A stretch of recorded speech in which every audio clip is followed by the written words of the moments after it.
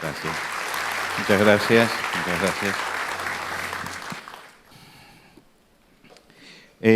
Durante toda esta semana hemos estado buscando en el sermón que dio Jesús o en la conversación que tuvo Jesús en el aposento alto algunas cosas que tenían que ver con nuestra vida espiritual y con nuestra condición de discípulos. Y hoy vamos a cerrar entonces el tema tomando también un episodio de esa misma noche. Pero antes de comenzar, quiero recordarles que el lunes a las 8 de la noche estamos aquí para reunirnos para saber si la familia es una bendición o una maldición. Están todos invitados, los casados que van a dar testimonio, los solteros que piensan casarse, los enamorados, las familias con sus hijos, todos, el lunes para hablar de este tema. Así que a pesar de que invitan los matrimonios, no es solamente para matrimonios. ¿Nos entendemos? Es para todos, es para todos. Vamos a abrir hoy la Biblia en el capítulo 13 del Evangelio según San Juan. Capítulo 13 del Evangelio según San Juan. Y vamos a leer los primeros 17 versículos. Evangelio según San Juan, capítulo 13. Antes de la fiesta de la Pascua, sabiendo Jesús que su hora había llegado para que pasase de este mundo al Padre, como había amado a los suyos que estaban en el mundo, los amó hasta el fin.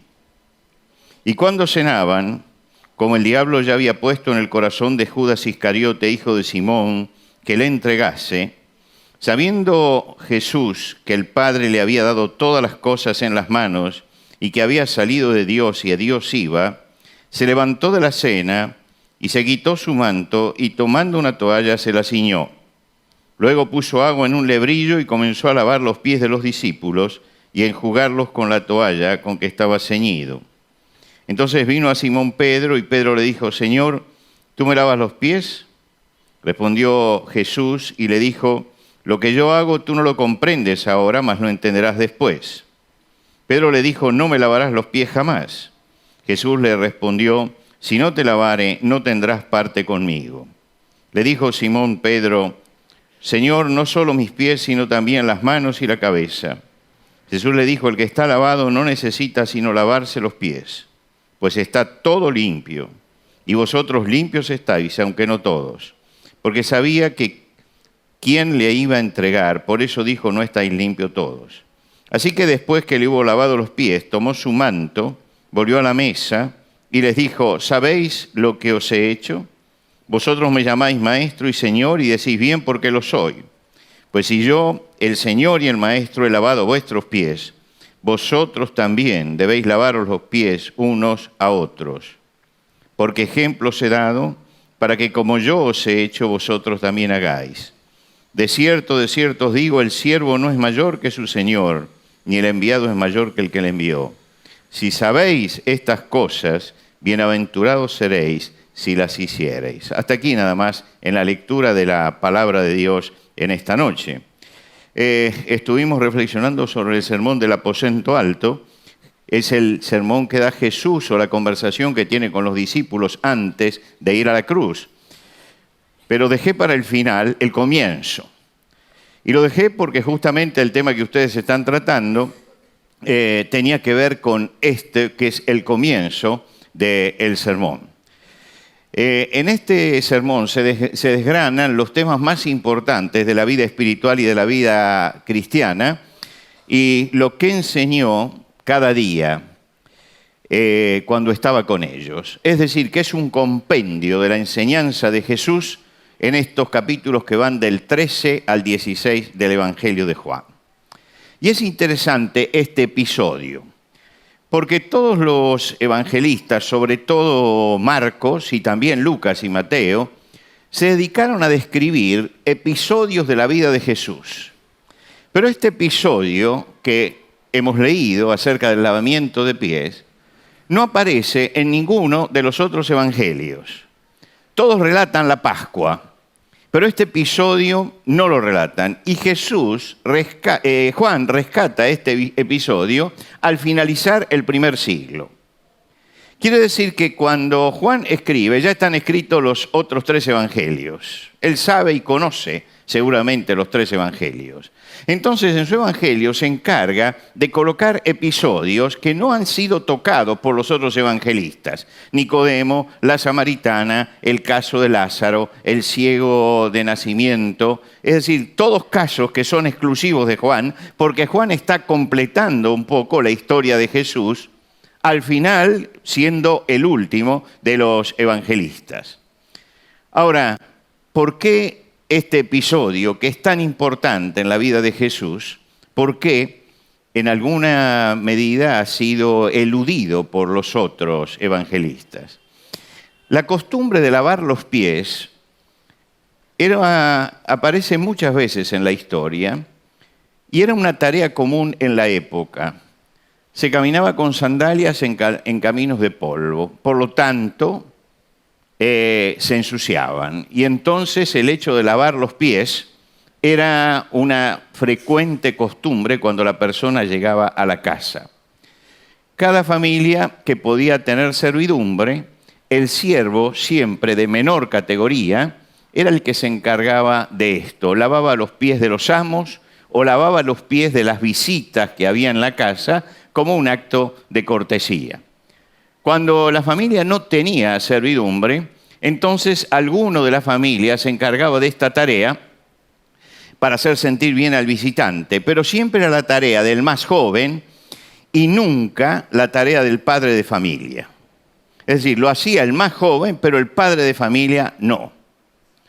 Jesús se ciñó y lavó los pies a los discípulos.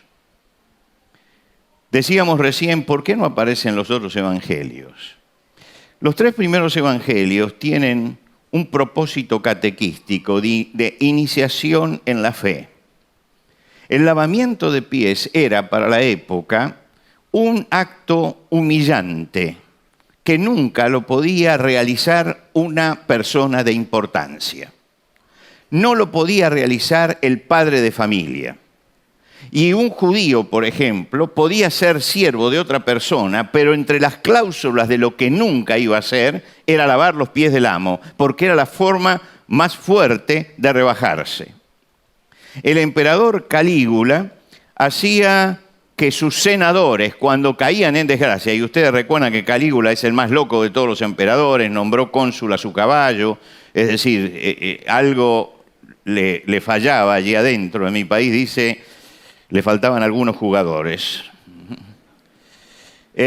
Indudablemente a Calígula le faltaban algunos jugadores, pero a los senadores caídos en desgracia le hacía que lavaran los pies de los otros senadores. Era la forma más tremenda de humillación. Y es notable algo, los padres de la iglesia, que fueron los primeros en comentar este pasaje, les resultaba difícil de entender que Jesús lo haya hecho.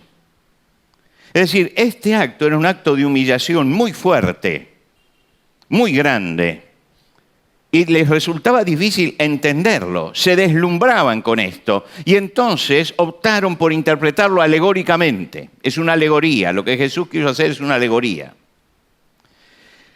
Pero yo quisiera ir a la enseñanza primaria de este pasaje, lo que Jesús le quiso decir a los discípulos en ese momento.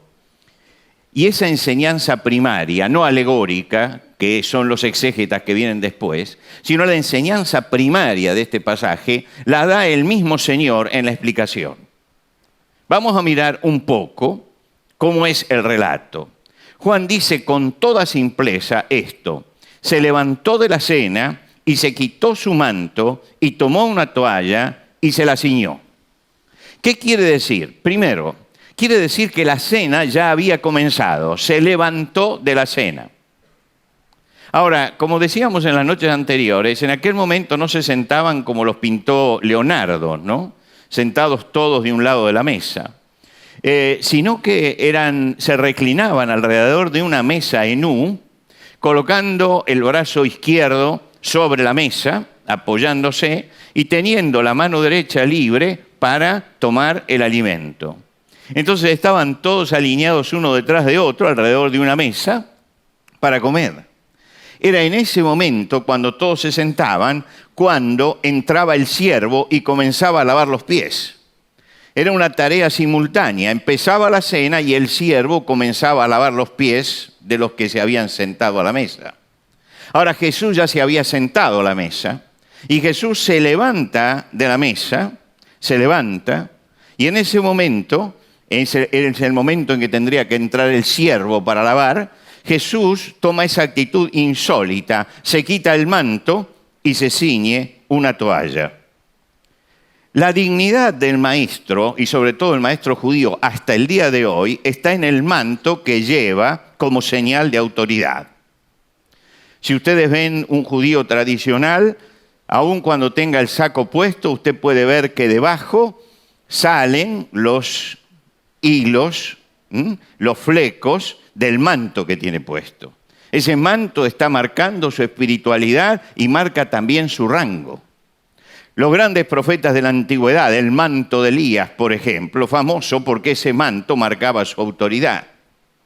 Es interesante que en las catacumbas, cuando los primeros cristianos pintaban a las escenas del Nuevo Testamento con un propósito didáctico, en esa época todavía no le habían puesto aureola como nosotros tenemos acostumbrado a ver. Es una costumbre posterior poner la aureola, ¿no? Y es una costumbre traída de los países más lejanos orientales, ¿no? En aquel momento pintan la última cena con Jesús y sus discípulos sentados a la usanza romana, porque lo hacían en Roma, en la mesa, y en el medio está Jesús, que usted lo mira y se confunde con cualquiera de los otros. ¿Cómo distingue usted que es Jesús y no un discípulo el que está allí? Porque detrás de Jesús colocan un manto desplegado que lo enmarca a Jesús. Es decir, ese manto puesto atrás está diciendo, Él es la autoridad. Él es el que tiene toda autoridad. ¿Qué hace Jesús? Jesús se quita el manto. En alguna forma está quitándose el signo, del símbolo de su autoridad. Y entonces se ciñe la toalla y toma el rol del esclavo, toma el rol del siervo. Los discípulos se enmudecen frente a esto. Porque como decimos, era una costumbre no habitual donde la persona realmente se sentía rebajada en lo que estaba haciendo. Pedro se escandaliza y hace saber, porque Pedro no se puede tragar nada de lo que piensa, es el único que hace saber el escándalo que es eso para él, ¿no? Y lo habla en la cena. No quiere aceptar que Jesús le lave los pies, no acepta que Jesús tome el lugar de siervo. Pero Jesús está confirmando una enseñanza que ha dado durante toda su ministerio. ¿Cuál fue la gran lucha de Jesús con los discípulos durante su ministerio? Que todos estaban de acuerdo en que él era el Señor, pero atrás de él todos se peleaban para saber quién era el segundo. Y Jesús se daba vuelta y escuchaba la conversación de ellos discutiendo quién sería el segundo. Y entonces dice, por ejemplo, escuchando una de estas disputas que había entre ellos, entonces él se sentó y llamó a los 12 y les dijo, si alguno quiere ser el primero, será el postrero de todos y el servidor de todos. Les estaba dando una enseñanza verbal en ese momento. Si alguno quiere ser el primero, tiene que aprender a agacharse y a servir. Eso es lo que dignifica y lo que da autoridad, el hecho de servir. Él está destacando la grandeza de servir a los demás. Lucas dice que en la última cena Jesús al finalizar dice, porque ¿cuál es el mayor? ¿El que se sienta a la mesa o el que sirve? ¿No es aquel que se sienta a la mesa? Ese es el mayor. Pero yo estoy entre ustedes como el que sirve. Es decir, yo estoy tomando la condición de siervo. Él está subrayando eso en un acto. Y Jesús les enseña la importancia de no sentirse menoscabado, sino que hay algo que ennoblece y que engrandece, que es el servicio a los demás. Es agacharse ante la necesidad de los demás. Jesús no quiere un pueblo de discípulos sentados esperando que los sirvan, esperando que los bendigan, sino un pueblo de discípulos que tomen la toalla y sirvan a otros, y que no sientan que tomar la toalla los menoscaba de ninguna manera, sino que es lo que el Señor busca y lo que nos honra, y que esto significa que podemos bendecir a los demás. Jesús termina este hecho, pero como todo buen maestro, por si alguno no entendió bien lo que él acaba de hacer, les explica verbalmente. Vuelve a la mesa, ocupa el lugar y les pregunta, ¿sabéis lo que os he hecho? ¿Sabéis lo que os he hecho? ¿Qué quiere decir esta pregunta? Les está diciendo, ¿aprendieron la lección? ¿Entendieron lo que yo quise decirles o no lo entendieron? Por si acaso, yo la he graficado, pero voy a subrayar entonces qué quise decir. Ustedes me llaman maestro y señor, y dicen bien porque lo soy. Está subrayando la autoridad. Está diciendo, yo soy el maestro y el señor. No he perdido el estatus porque me incline a servir. No he perdido la dignidad porque me incline a servir. Estoy por encima de ustedes porque soy el maestro y soy el señor. Y lo sigo siendo. Y ustedes me siguen llamando maestro y señor y dicen bien porque yo lo soy. Jesús está estableciendo su absoluta autoridad y entonces lo aplica. Pues si yo, el Señor y el Maestro, he lavado vuestros pies, vosotros también debéis lavaros los pies unos a otros.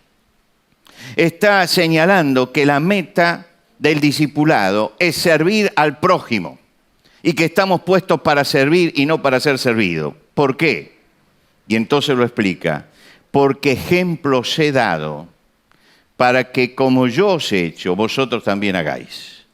Y el ejemplo de Jesús no se limita solamente a este acto simbólico del principio de la cena. Se refiere a toda su vida.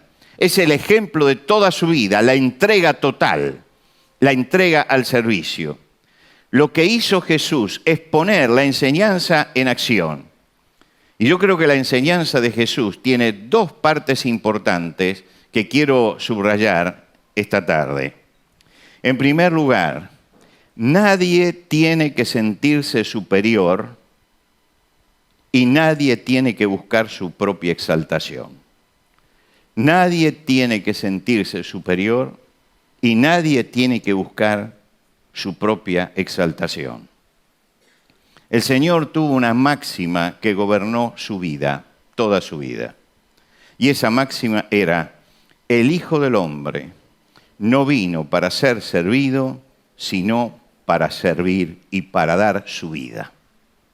El Hijo del Hombre no vino para ser servido, sino para servir y para dar su vida. Los hombres de todos los tiempos buscan su propia exaltación. Todos los tiempos buscan su propia exaltación. Vaya usted al Antiguo Testamento, por ejemplo. Isaías, el gran profeta de Dios. Hay un funcionario del rey Ezequías con quien Isaías tiene trato. Hay una relación entre Isaías y el rey Ezequías. Pero entre los siervos del rey Ezequías hay un funcionario, tesorero, escriba, que es un secretario del rey. La Biblia nos da el nombre y todo, se llamaba Sebna. Es decir, que el rey tenía un secretario. Y ese secretario, ¿qué hacía? Cuando el rey decía algo, porque era un escriba justamente, él escribía, transcribía lo que el rey decía. Tesorero, manejaba el tesoro real de acuerdo a las órdenes que el rey le daba. Pues Sebna se sintió muy importante. Y se sintió tan importante que se construyó un mausoleo arriba de una montaña para proclamar su grandeza. Era un secretario, pero ya quería eternizarse. Entonces puso allí, en una montaña, armó un mausoleo para él, para que cuando yo me muera todos tengan memoria de mí. ¿Qué le dijo Isaías? ¿Qué negocio tienes aquí o quién te dio el derecho de construirte aquí un sepulcro y de hacerte una tumba en la parte alta? ¿Quién te crees que eres? ¿Quién te crees que eres? Es decir, el profeta que estaba ocupado de los grandes temas, de los temas trascendentes de la nación, en la relación con el rey, tiene que darse vuelta para mirar a este piojo resucitado que está allí, y que se está haciendo un mausoleo él, mientras que está ardiendo la sociedad, porque él siente su propia grandeza. Y al final, ¿quién es? Un escribiente. Un escribiente. Lo mismo le pasó a Jeremías. Jeremías tenía un secretario, el secretario del Baruch, secretario del profeta. Baruch escribía las profecías y Jeremías se las dictaba. Y cuando a Jeremías le prohíben ir al templo, entonces le dice a Baruch, anota, ahora vas y lo lees en el templo. Claro, lo leyó en el templo, lo leía al pueblo, y veía la conmoción que tenía en el pueblo, y después ese escrito se leía delante del rey, y entonces Baruch se sintió tremendamente importante. Y el profeta le tiene que bajar el copete. Y le dice, ¿y tú buscas para ti grandezas? No la busques, no la busques. ¿Y tú buscas para ti grandeza? El siervo del Señor tiene que aprender que no tiene que hacerse mausoleos para eternizarse. Todos pasamos, todos pasamos. Cumplimos nuestra misión, pasamos y nuestro destino socialmente es el olvido. Gracias a Dios estamos en la memoria de Dios para siempre y siempre presentes allí. Pero dentro de 50 años, la mayoría de nosotros seremos polvo. Y dentro de 100 años nadie se acuerda de nuestro nombre. Entonces no busquemos grandezas, no busquemos nuestra propia exaltación, porque no podemos exaltar al polvo y a la nada. No podemos exaltar eso. Jesús enseñó que no tenemos que sentirnos superiores y buscar nuestra propia exaltación. Son dos cosas que tenemos que evitar. Y por otro lado, que todos somos llamados a servir al prójimo. Fíjese usted que esto de que la grandeza de la persona está en servir a los demás es algo que no solamente subrayó Jesús durante su ministerio y lo subrayó Jesús en la última cena cuando lavó los pies de los discípulos, sino que es algo que aparece en todas las cartas apostólicas. Todas las cartas apostólicas hablan de esto. Cuando Pablo escribe la carta a los romanos y comienza la parte práctica de la carta a los romanos, en el capítulo 12 de la carta a los romanos, él dice, en lo que requiere diligencia, no perezosos, fervientes en espíritu, sirviendo al Señor. Después de desarrollar la carta magna del Evangelio, cuando llega la parte práctica, capítulo 12, a los 11 versículos, nada más, está diciendo fervientes en espíritu sirviendo al Señor. Esta es toda la teoría, la teología sobre la cual te basas, pero todo esto está para que saques como resultado esto, que estás puesto para servir. Cuando Pablo le escribe a los tesalonicenses, dice, os convertisteis de los ídolos a Dios para servir al Dios vivo y verdadero. Es decir, el tema de la conversión de esos hombres de Tesalónica era que ellos se habían convertido, ¿para qué? Para servir al Señor. Pablo le escribe a los Gálatas y les dice, servíos por amor los unos a los otros, servíos por amor los unos a los otros. Y cuando escribe a los Colosenses dice, y todo lo que hacéis, hacedlo de corazón como para el Señor, porque a Cristo el Señor servís. Es decir, nos está diciendo que nosotros somos siervos, que a veces queremos exaltarnos a nosotros mismos y no nos gusta que nos llamen siervos, pero yo creo que la gran honra del que está sirviendo al Señor es poder decir, soy siervo del Señor. No somos gerentes del reino de Dios, no somos gerentes del reino de Dios, no somos jefes del reino de Dios, somos siervos del Señor. Y esto hay que subrayarlo porque estamos perdiendo perdiendo el sentido de siervo. Vaya usted hoy a la biblioteca, a la librería acá y busque cuántos libros hay que tengan el nombre de siervo en el título. Hoy todos quieren ser líderes, pero nadie quiere ser siervo. Pues el Señor no busca líderes, está buscando siervos. Está buscando siervos. Está buscando personas inclinadas delante de Él, que estén dispuestas a servirlo. No a manejar gente, sino a servirlo a Él. No a servirlo a Él. Quiere decir que cuando Jesús subrayó el hecho del servicio, estaba diciendo que lo principal en la vida del discípulo es inclinarse ante el Señor y no dirigir a los demás. Y resulta que los discípulos estaban empeñados en saber quién iba a dirigir a los demás. Había una lucha. Ellos querían ser líderes. Y entonces decían, ¿quién va a liderar este grupo cuando el Señor no esté? Y Jesús dice, y ahora tienen que agacharse porque todos tienen que ser siervos, tienen que aprender a servir. Nosotros vivimos hoy la decadencia del servicio. Nuestra sociedad tiene cada vez menos sentido de servicio. Es una sociedad individualista. Lo más importante es lo individual, lo más importante soy yo. Lo que yo necesito, lo que yo quiero, lo que yo aspiro. Y todo se dirige al individuo. Y esto ha generado individuos egoístas que piensan únicamente en ellos y que buscan servirse. La sociedad consumista habla permanente, sin embargo, de servicios. Habla permanentemente de esto, pero usted no encuentra quien quiera servir. Fíjese, usted lee por allí en un recuadro del diario, o lo ve por televisión, o lo escucha por la radio. Cualquier problema, llámenos, estamos para servirlo. Estamos para servirlo. Nuestra compañía está deseosa de servirlo. Son todos eslogans, ¿no? Le ofrecemos nuestros servicios. Usted lo llama y le pasan la factura. Entonces no están deseosos de servirme, están deseosos de ganar plata. Es distinto. Es distinto. Se usa la palabra servicio. Estoy deseoso de servirle, pero después le cobro. Después le cobro. Porque el objetivo no es servir a nadie. El objetivo es aumentar las ganancias. Por lo tanto, hay un engaño con esto de la palabra servicio. Está por todos lados, pero nadie quiere realmente servir. En la sociedad individualista como la nuestra, no entienden que deben servir. Nos programan para ser servidos. Nos programan para esto. Y los cristianos tenemos que cuidarnos mucho de esto. Tenemos que cuidarnos de no pensar únicamente en nuestras necesidades, en nuestros problemas, en nuestros deseos.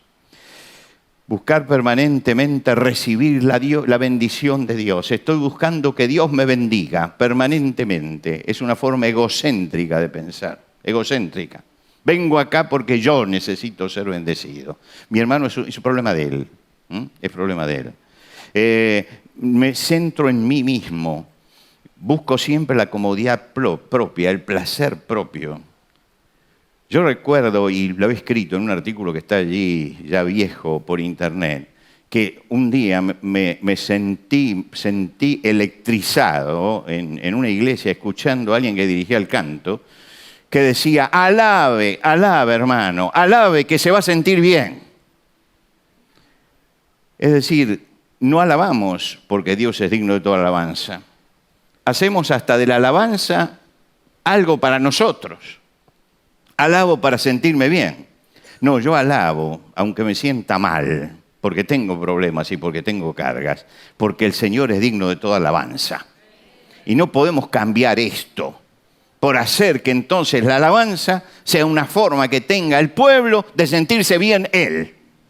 No, yo quiero que Dios escuche mi adoración y que el que sienta el agradecimiento sea el Señor. No que yo me sienta bien alabando. En todo caso, si me siento bien, esto es secundario. Pero no se puede marcar como propósito de la adoración el que la persona se sienta bien. Porque entonces estamos desplazando el sentido mismo de lo que es la adoración.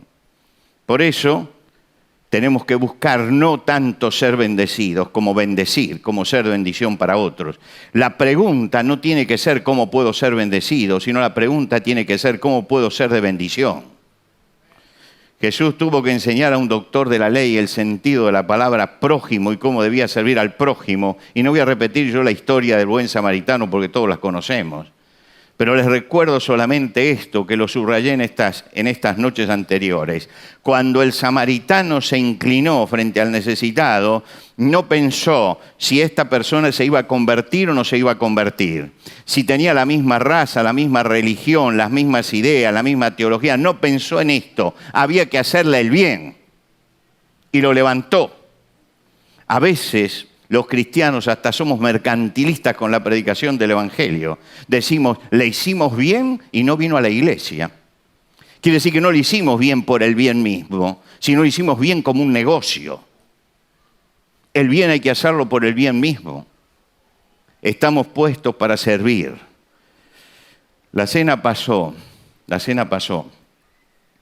Mi tiempo también pasó. La cena pasó. Jesús es llevado a la cruz.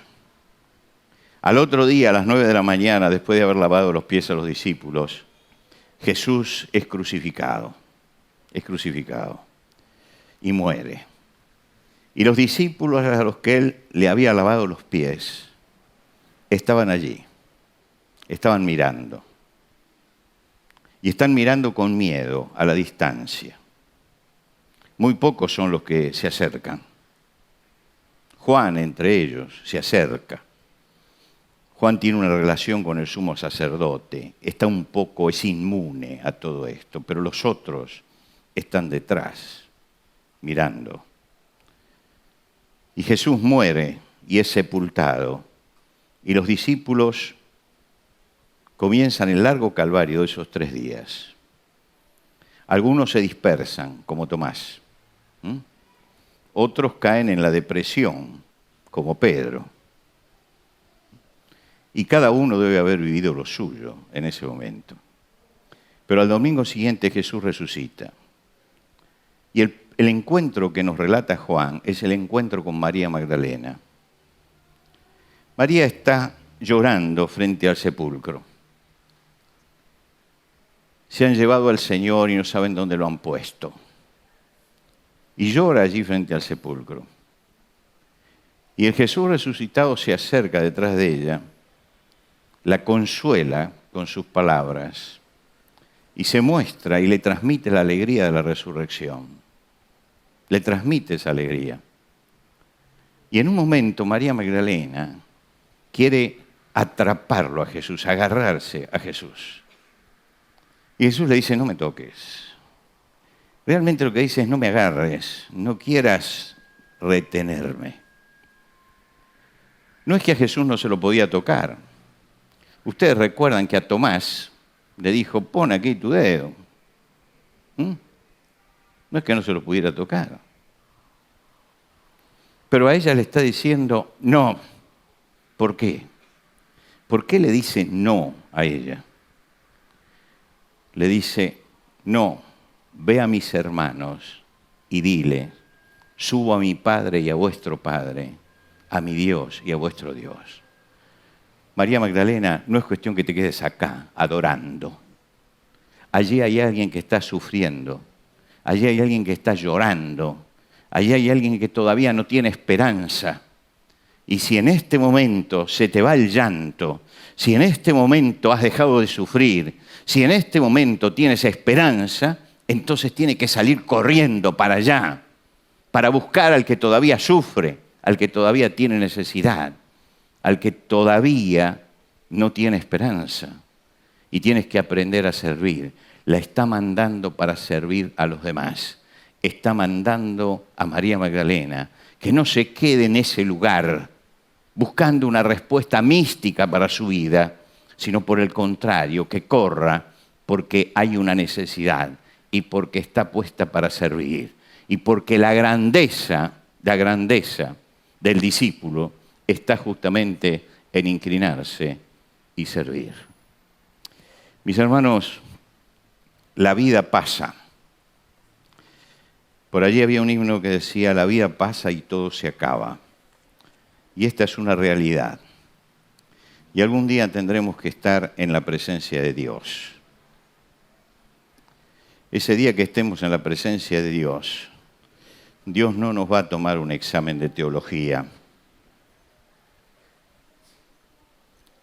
Él nos va a decir así: venid benditos de mi Padre, porque tuve hambre y me disteis de comer. Tuve sed y me disteis de beber. Fui forastero y me recogisteis. Estuve desnudo y me cubristeis. Estuve enfermo y me visitasteis. Estuve en la cárcel y vinisteis a mí.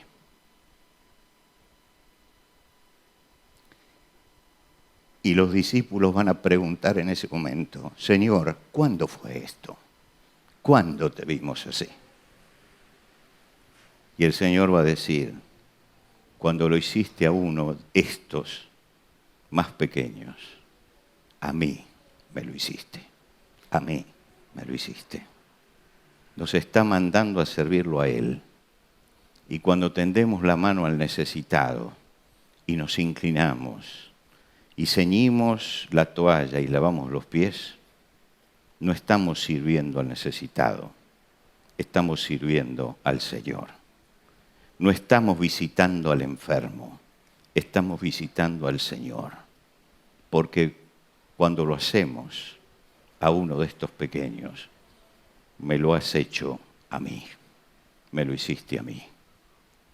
Es el gran desafío del discípulo: bajarse, sentir que la grandeza es estar abajo y servir, y sentir que uno se enaltece cuando está inclinado delante del Señor. Nadie es más grande que el que está de rodillas sirviendo a su Señor. Y esto es lo que el Señor busca de nosotros. Vamos a ponernos de pie.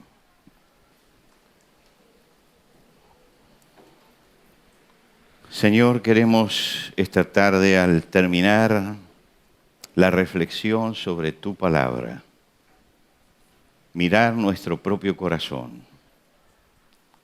¿Cuántas veces queremos enaltecernos a nosotros mismos y creemos que eso es la grandeza?